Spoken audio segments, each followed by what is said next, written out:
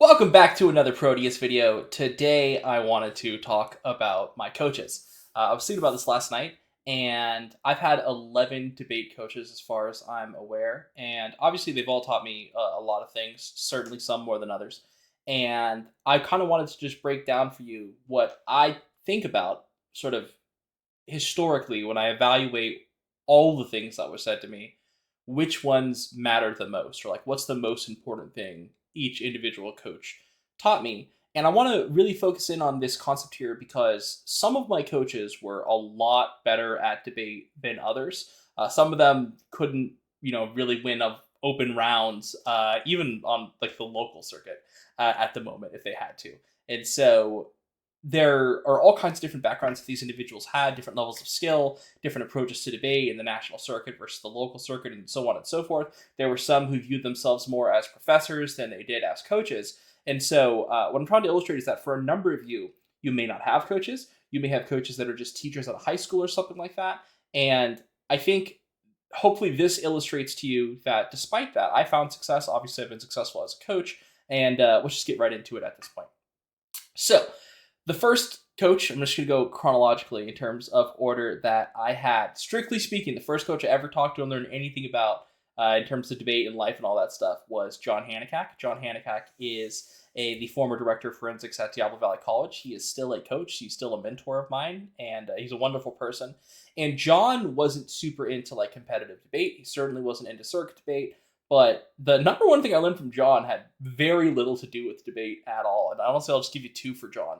Number one is that I remember we were at the University of the Pacific, and there's like the student center, and in front of that is this giant lawn. And the UOP tournament is held in November, so it's like fall, and it's early in the morning, so the grass is all wet. And I remember I'm wearing my suit and I'm walking down the sidewalk, and I just see John, who's also dressed nice, just like take off across the lawn. And I'm just like, you're gonna walk across the lawn with your shoes and your pants and whatnot? And he was like, I'm an economist. We walk in straight lines. And I thought a lot about that. And I'm really into efficiency and whatnot. And I literally, that was 2013 or 2014. To this day, that's how I crossed that lawn because it's just more efficient. The other thing that John taught me is I remember one time I was talking to him. It was the morning, it was super early, and he was so happy and jolly and full of energy. And I turned to him and I was like, John, you always seem happy, like no matter what time of day it is that I see you. And he said, you know, sometimes, Paul, you meet people and you see them in the morning and they're an asshole. And you're like, maybe they're just not a morning person. But in my experience, they're just assholes. And I've kept that with me as well. The next coach that I worked with was Tony Bernacchi. Tony Bernacchi was a coach at DVC, former policy debater, former interper. Never found a ton of national success, but definitely knew about debate. He understood, at a minimum, the basics of debate. He understood theory arguments. He understood even the K to a lesser degree. And very close personal, like family type friend. We lived together at one point when I moved out to Stockton. And Tony since passed away. And Tony taught me like a million things. But I would say the number one thing Tony taught me, and arguably this is one of the things that served me best in my career, was just how to front. I remember debating Tony and Sasan my second year on the team, and we were debating about Common Core. And they asked me in cross-ex, I was the 1AC, I was the first affirmative speaker, and they asked me like, okay, so what are the standards of the Common Core? And I was like, what? I was like, what do you mean? Like, it's the whole curriculum. Like, the Common Core is huge. And like, yeah, but what are the standards? And I was like, it's literally hundreds of pages of like standards. Like, how could I just read them all to you? And like a light bulb clicked in my head. And I was like, do you not know what the Common Core is? And they're like, we almost never know what the thing is that we're debating you about. We mostly just make fun of you in prep and then show up and kick your ass anyway.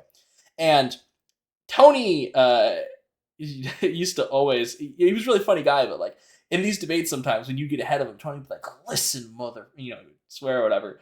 And it was never in a mean way, but just like, he very much mocked you. Like, Tony's philosophy was that you might kick my ass in the debate, you might win the debate, but you're going to feel really dumb afterwards. And I think I definitely took that with me, and we got a lot of comments, me and Dallas, over the years about how, like, we fronted a lot, and my students have had similar comments, especially like Brenna and Tristan and Tanya and whatnot from back in the day. And so learned how to front from Tony. Next coach would be Sasan. And obviously Sasan, once again, is one of those people who taught me 1.5 million things. I still learn things from Sasan all the time. I would say, if I was pointing to a very specific debate thing Sasan taught me that is the most important thing, it has to be when he came up with Button and the Kasravi counter argument manifesto. I think this was still 2014, could have been 2015 at this point.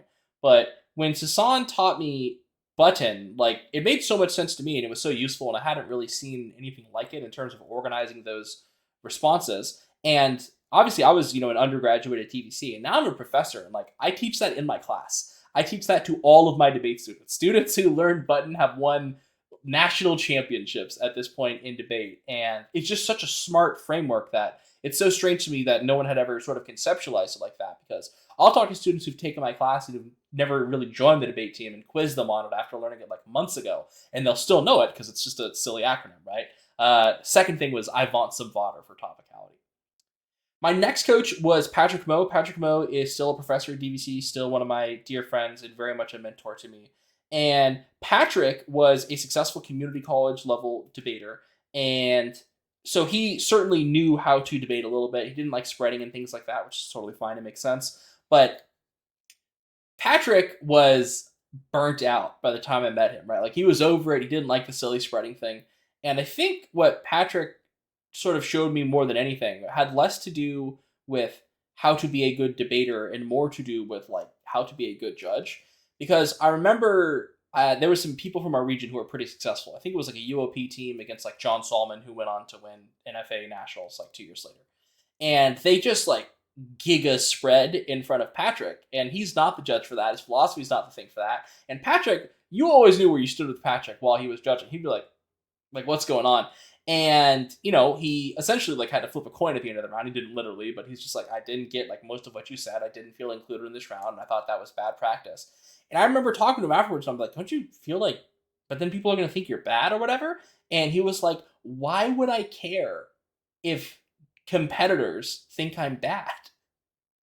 And that, for better or for worse, informed a lot of my judging philosophy, because it's just like, no, like, here's what I actually think about debate. Here's how inclusive I actually want you to be. And if you're not willing to adapt to that, then you can lose. And that's completely fine. Like, I know a lot of people like quote unquote tabula rasa judges, and I'm definitely a flow judge, but like, I make, I don't know, this year at least I made a lot of decisions. I don't think I squirreled very much at all this year, but I find that even when I do vote the same way as other judges, I tend to do it for different reasons a lot of the time.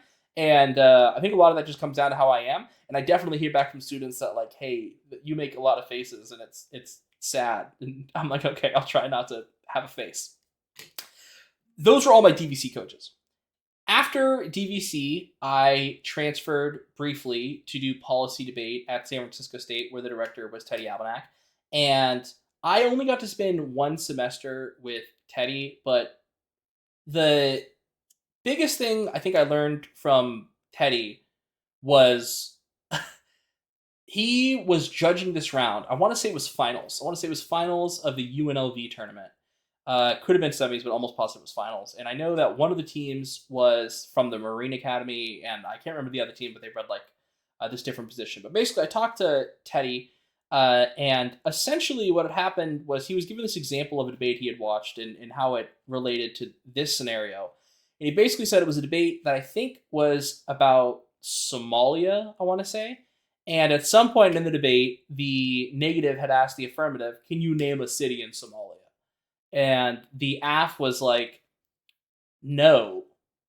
Why would we, like, we don't know the name of a city in Somalia or whatever, right? And to them, it was this irrelevant thing, and it's like, that has nothing to do with our argument, so on and so forth. But at the end of the debate, they lost this debate. And during the RFD, they asked the judges, they're like, well, what are you supposed to do when someone asks like a completely unreasonable question like that, or like an unexpected question like that? And Teddy had explained that the fact that you think it's unreasonable to actually know anything about the people you're talking about in the debate and the area you're talking about in the debate is really indicative of why you lost this round. Like, the fact that you don't get that matters is a big deal. And I think that Teddy just like really cared about people and still cares about people. And did not ever, in the entire time I was there, view debate as this game of like wins and losses, but rather just about like personal development. I think that was awesome. When I left San Francisco State, I went back to the University of the Pacific. I didn't go back to. I went to the University of the Pacific. And I was at Pacific for a long time. And at Pacific, I had a bunch of coaches. So I'm going to start with all of the graduate assistants before I get to Steve at the end. But my first year, my graduate assistants were Joshua Harsman and Benjamin Mann. Harsman was a debater and a competitor at Western Kentucky for a while and grew up in that sort of Kansas scene of, I think, doing policy debate. And Harsman definitely knows a lot about debate. I still think Harsman's a great judge to this day. And always great RFDs in the rounds that I saw, was regularly on like finals panels, was reasonably well respected when he was in the game. But Harsman told me, I think my first practice round ever, I was getting crushed. Me and my partner were getting crushed. And he was like, hey, when you're losing, like, you need to be even louder. Basically, is what he said. He's like, you need to, it was kind of like fronting 2.0, where he was like, if the facts are on your side, you pound the facts, right? If they're not, you pound the table. And I think that the whole thing that at that point, up until that point, like, at this point, and really by the end of my career, I mean, whatever, obviously there are people who could beat us, but by the end of my career, there weren't many people beating us at all. At this point, people were beating me all the time.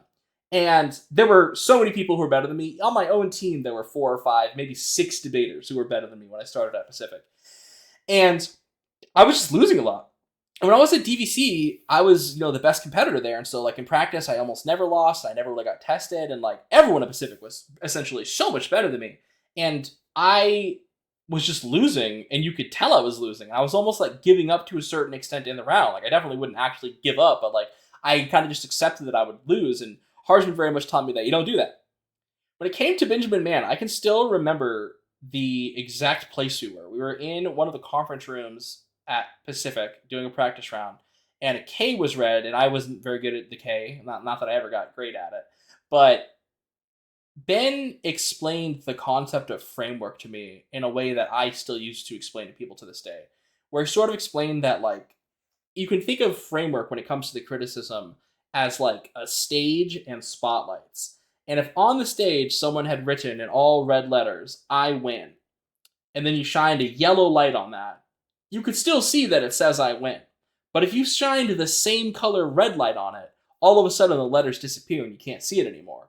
And that is still how I sort of think about impacts in arguments as they pertain to framework, where it's like, if the spotlight is incorrect, then the arguments don't matter at all, or they've been mitigated, at least substantially, depending on, in this metaphor, the color of the light.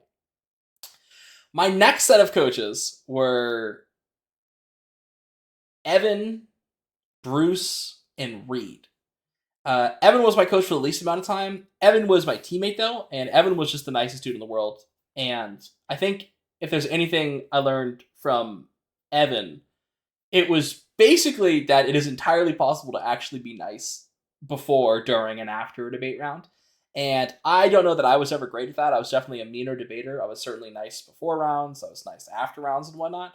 But I think that it's important to know you could be good, because Evan was reasonably successful, and not be an asshole at any point. And while I didn't take that lesson on entirely, I think now as a coach, I'm much better about that stuff. And a number of my students are better about that than I was. Reed taught me how to prep. And Reed taught me 2 things. One, Reed taught me how to prep. To this day, I think I'm a very good prepper. Very good at prepping for parliamentary debate. And I was awful. And it was my biggest fear, especially when I was going to become a graduate assistant. But Reed, just showed me the formula and just showed me how cookie cutter it is and explained the relationship between uniqueness and internal link. And it, opened up my whole world, because I went from having this glaring weakness to being so much stronger at debate because I could prep myself consistently, and that meant that during prep at tournaments, I wasn't waiting for Steve to prep other kids. I was just ready to go. Second thing Reed taught me that I think is very important is you should be getting point of ordered in the rebuttal. That if you're not trying to make a new argument, you're wasting. What are you even doing? If you're not cheating, you're not trying, so to speak. And I thought that was brilliant. Bruce was one of the worst coaches I had, for sure. He wasn't very responsible or respectful, and he was just okay at debate, but thought he was really good.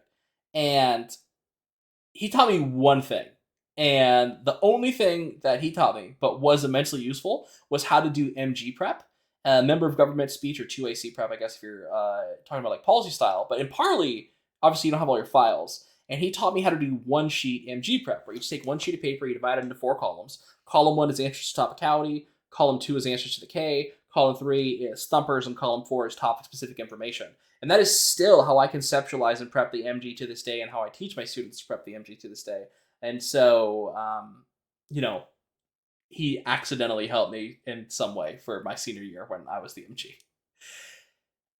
After those 3, I had Jen briefly, and Jen Bany is again a dear friend, and Jen came from like World School Debate, and so she wasn't super into the spreading thing, but Jen is still, despite like not having the most technical debate round for like National Circuit Parley or whatever, taught me something super important, because her judge philosophy was very clear on this, and the way she evaluated practice rounds is very clear. All Jen cares about is impacts. Like, she's just like, the only thing that matters is impacts. Everything else is, if it doesn't have an impact associated with it, or if it doesn't get me to an impact that's terminalized, I don't care. If you don't compare your impacts, you will lose the debate. And just having to operate within that framework of like being so impact driven and making sure that there is comparison of analysis between the points, I think made me a lot better at debate during the times when I was a PMR, but also now in terms of how I teach other people makes a fairly significant difference.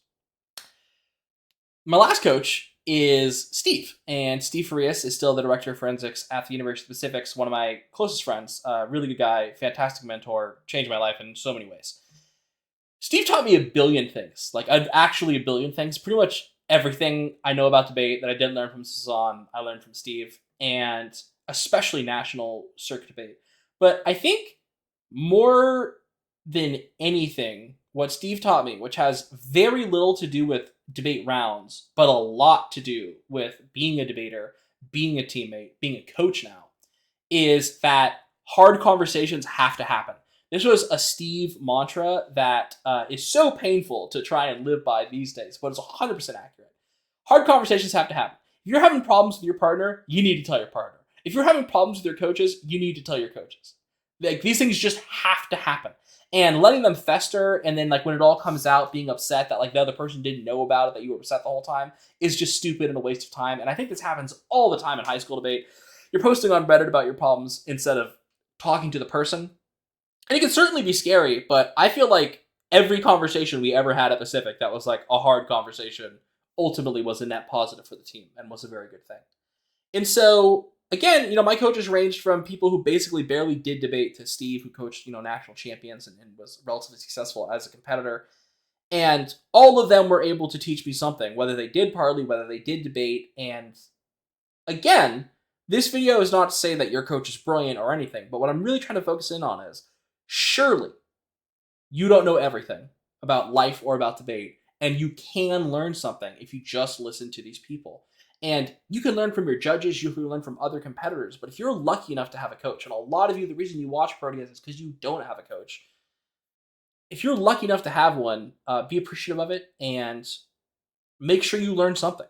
Even from the coaches you don't like, even from the coaches who don't necessarily know what they're doing, there was something you can learn from them for sure. Anyway, hope your summer's going great, folks. I will catch you later.